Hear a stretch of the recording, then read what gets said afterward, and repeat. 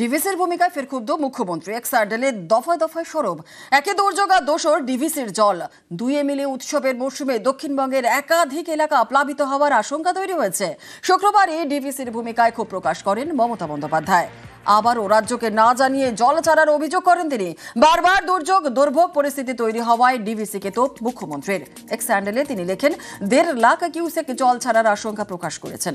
উৎসবের মৌসুমে ডিভিসির জল ছাড়া তীব্র প্রতিবাদের পাশাপাশি বাংলাকে ভাসানোর চক্রান্ত হচ্ছে বলেই অভিযোগ করেন মুখ্যমন্ত্রী।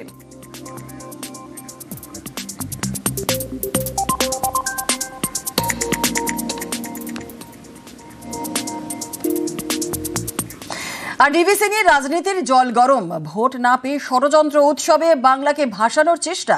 বিজেপিকে তোপ অভিষেকের।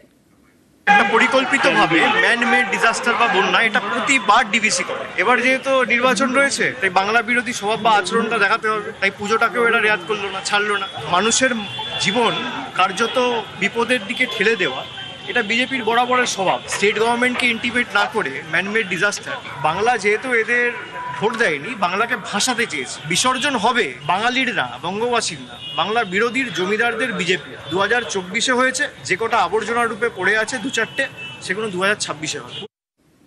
ডিভিসির কমিটিতে রাজ্যের প্রতিনিধিও রয়েছেন। বিভ্রান্তি ছড়ানোর চেষ্টা তোপ সুকান্ত।